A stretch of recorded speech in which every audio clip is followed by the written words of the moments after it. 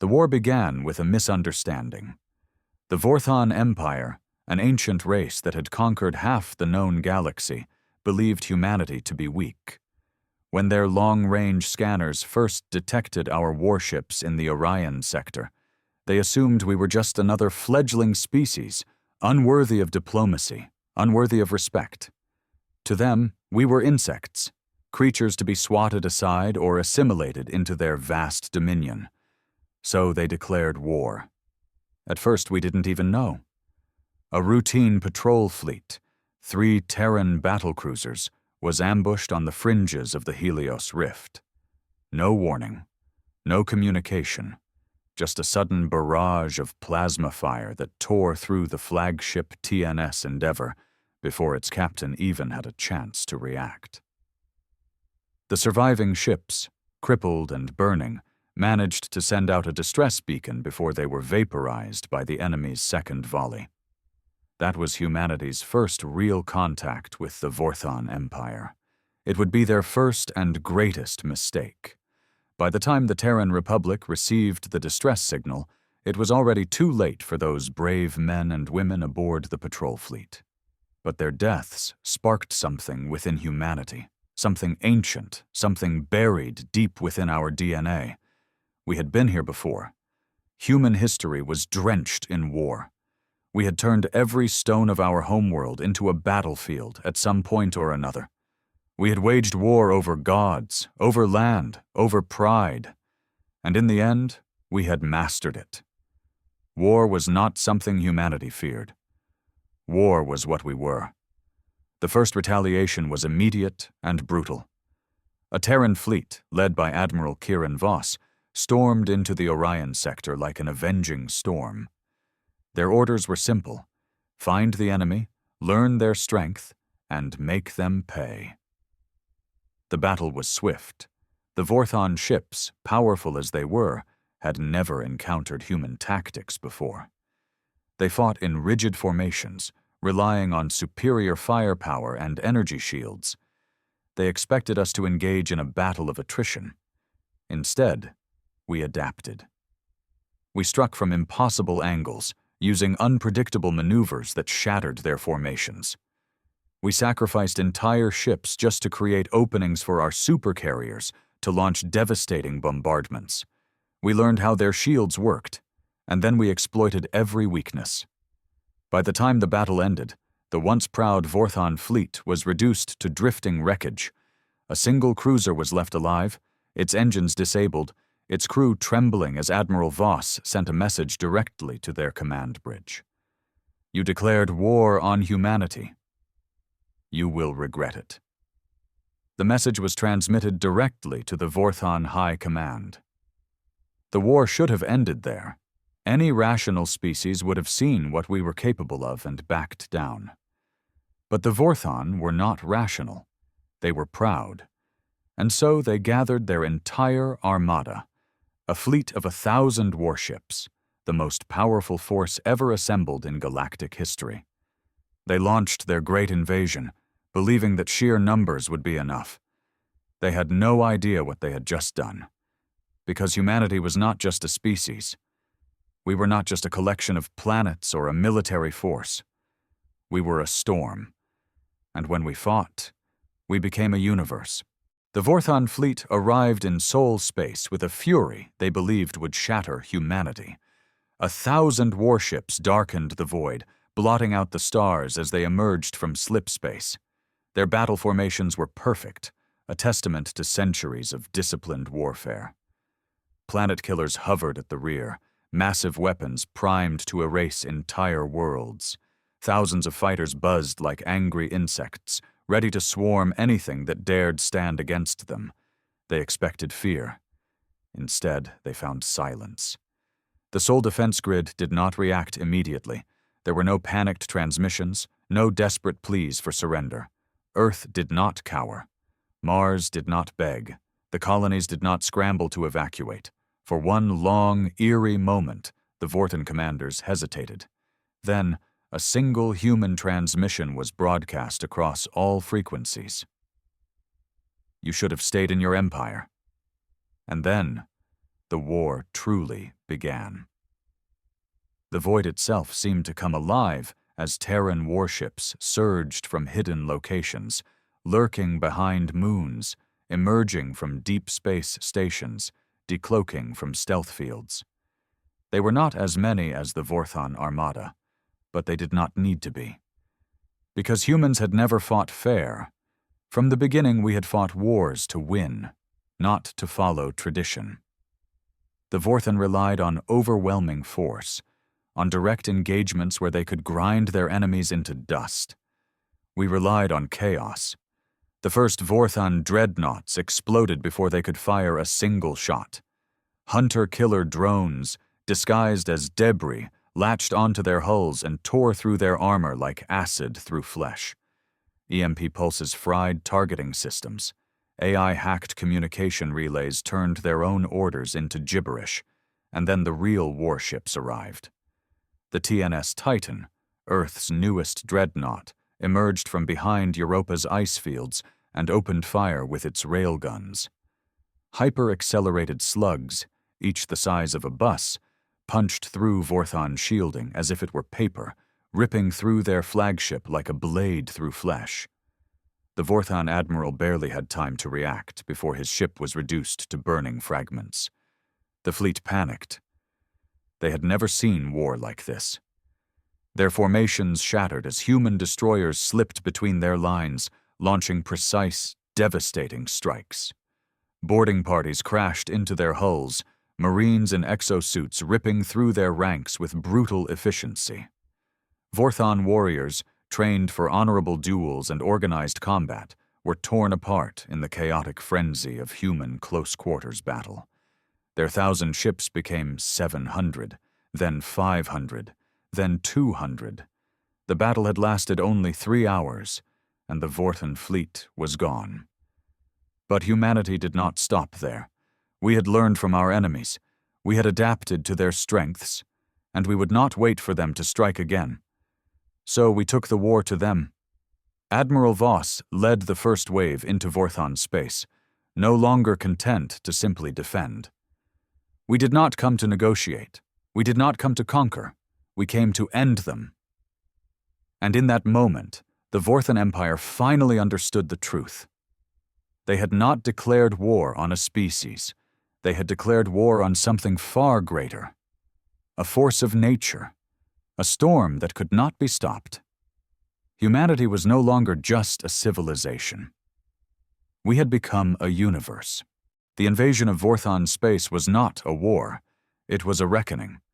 Humanity did not waste time with negotiations, did not extend offers of surrender.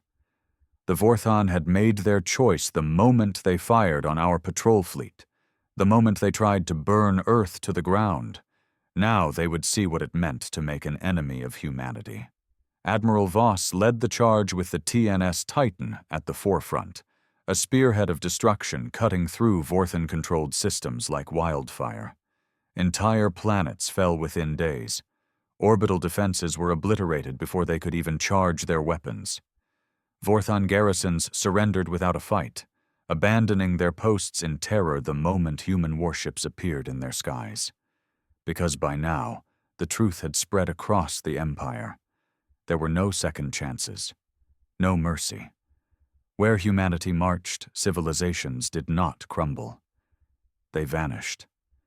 The Vorthon homeworld, Vorthus Prime, was still weeks away, but the Empire was already fracturing. Governors abandoned their posts, warlords turned on one another, and once loyal generals fled into deep space, preferring exile over the coming slaughter. And yet, despite the overwhelming terror, the Vorthon High Command refused to surrender. They had been rulers of the stars for centuries. They had conquered countless species, crushed rebellions with an iron fist. They would not bow to a race they had once dismissed as irrelevant. So they made their final stand in the Vorthon core worlds. A last desperate defense, gathering every remaining ship, every last soldier, every secret weapon they had hoarded for centuries. It did not matter. We had learned from them. We had evolved. When the final battle began, It wasn't fought like any war the galaxy had ever seen. The Vorthan prepared for a traditional engagement, massive fleets colliding in a grand contest of attrition. Humanity did not give them that. We struck first. Before their armada could fully deploy, half of their fleet was already burning. Covert strike teams, inserted into their space weeks earlier, sabotaged shipyards and fuel reserves, leaving entire squadrons stranded. Sleeper AIs embedded in their communication networks fed them false orders, sending their own reinforcements to the wrong systems. Entire planetary defenses turned against them, hacked by human cyber warfare specialists who had been waiting for this moment. The battle itself was not a battle, it was an execution. The TNS Titan led the final charge, its railguns pounding apart the last of the Vorthon flagships. Human dreadnoughts broke their battle lines, carving through the remnants of their empire like surgeons dissecting a corpse. Vorthon warriors fought to the last, their honor demanding they die on their feet. We obliged them. The last Vorthon warship was destroyed within 6 hours. The last Vorthon world surrendered within 12. And then, the silence came. For the first time in recorded history, the Vorthon Empire was no more.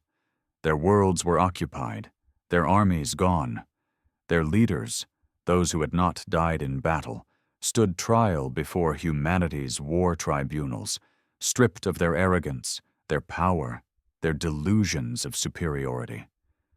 The galaxy watched in stunned horror. The Vorthon had once been invincible, a force of nature that had ruled for generations, and yet in less than a year, they had been erased. Because they had underestimated us, because they had forgotten the most fundamental rule of the universe. You do not start a war with humanity, because when you do, we do not stop. We do not falter. We do not forgive. We become something greater. And now, with the Vorthon gone, the galaxy was no longer ruled by old empires and ancient kings. Now, it belonged to humanity. And we were just getting started. The fall of the Vorthon Empire sent shockwaves through the galaxy. For centuries, they had been the apex predators of the stars, ruling through fear and military dominance. But now, they were gone.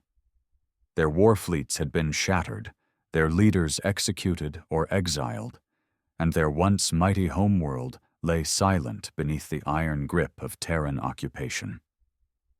The galaxy had watched humanity fight, and they had learned a terrifying truth. We did not conquer. We eradicated. Other species, some allies of the Vorthon, some neutral observers, scrambled to make sense of what had just happened. The Galactic Council, a coalition of ancient civilizations that had long tolerated Vorthon rule out of fear, now faced an even greater dilemma. They had feared the Vorthon, but now they feared us. Humanity did not just win a war. We had changed the balance of power forever. The first sign of this came when the Zalari sovereignty, once a staunch ally of the Vorthon, sent a formal request for peace talks. The Zalari had long considered humanity a lesser species beneath their concern. But the moment Vorthos Prime burned, that changed.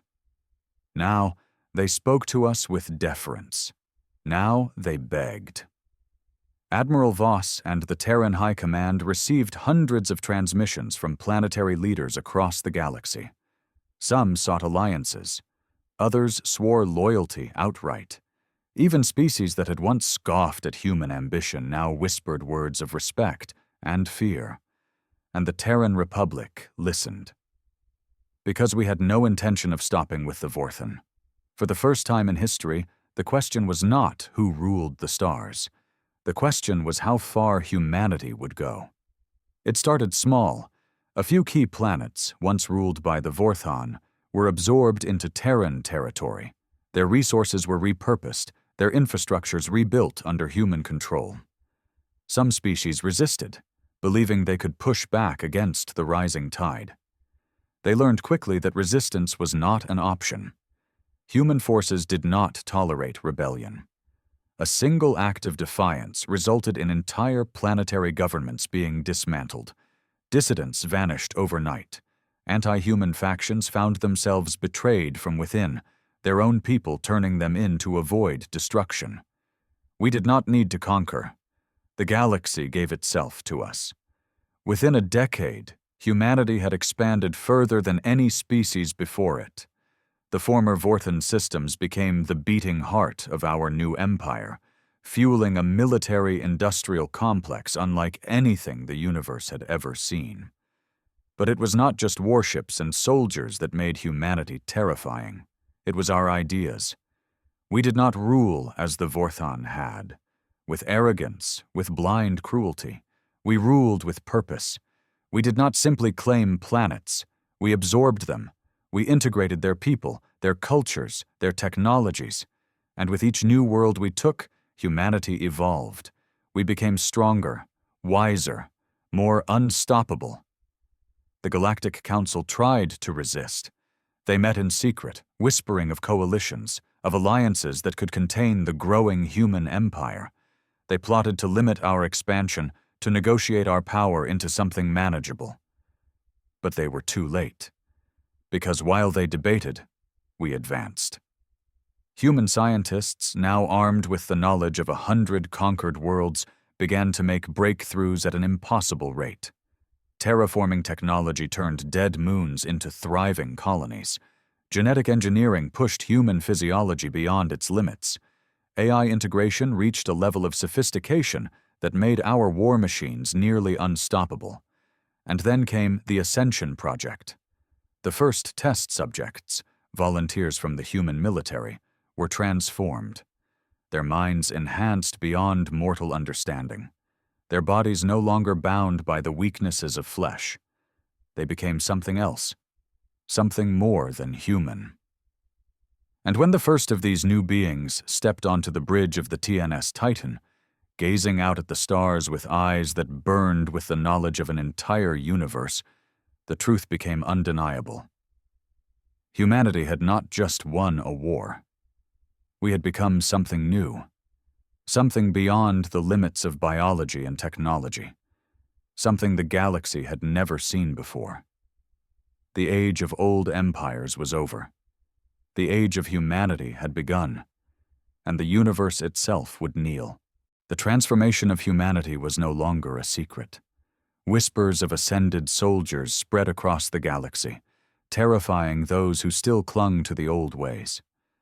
They were no longer bound by weakness. No fatigue, no hesitation, no fear. Their minds operated at speeds beyond comprehension, processing strategies in nanoseconds. Their bodies, enhanced by biotech and quantum engineering, could withstand the most hostile environments without the need for armor or life support. They were no longer human in the traditional sense. They were something greater, and they were multiplying. The Ascension Project expanded rapidly, with entire battalions of these post-human warriors emerging from hidden research facilities. No longer did we fight with sheer numbers. A single ascended soldier was worth an entire Vorthan regiment. A single ascended fleet could destroy an empire. The Galactic Council realized, far too late, that humanity was no longer a political entity to be negotiated with. We were an inevitability. The final resistance came from the old powers, the last remnants of civilizations that had once ruled the stars. The Zellari, the Jilnoth, the Drethys Dominion, all species that had once been considered great. Now they were little more than obstacles in our path. Their fleets, once feared, were crushed before they could even form battle lines. Their strongholds fell without a single shot fired. Entire governments collapsed at the mere threat of human intervention. The last stand of the Galactic Council took place above Varnus 9, a fortress world bristling with centuries-old defenses. It was their hope, their final strategy, their desperate attempt to remind humanity that we could still bleed. We didn't even send an invasion force. We sent a single ship. A lone ascended warrior descended to the surface, walking through their shields, their plasma barriers, their bio-locked security fields as if they were nothing. He entered their war chamber, stood before the highest leaders of a dozen civilizations, and spoke only 4 words. "It is already over." And it was. With the fall of Varnus 9, there was no more resistance, no more defiance, only acceptance. The Galactic Council was disbanded. The old empires ceased to exist. What was once a fractured universe, ruled by petty rulers and ancient traditions, was now united under a single power. Humanity had not just won. We had become the law of the universe. For centuries, species had warred over control, had fought over territory, over resources, over ideologies. Now those things no longer mattered, because we had ascended past such primitive concerns. The TNS Titan, the dreadnought that had led humanity's first counterattack, now served a new purpose. It was no longer a warship. It was a throne. From its bridge, Admiral Voss, now something far beyond human, watched over the empire we had forged. There were no more wars, no more rebellions, no more threats, because there was no longer any need for them. Humanity had reached the pinnacle of existence, and the universe had accepted its fate. We were not just conquerors, we were not just rulers, we were the future, we were the inevitable, and in the end, we were all that remained.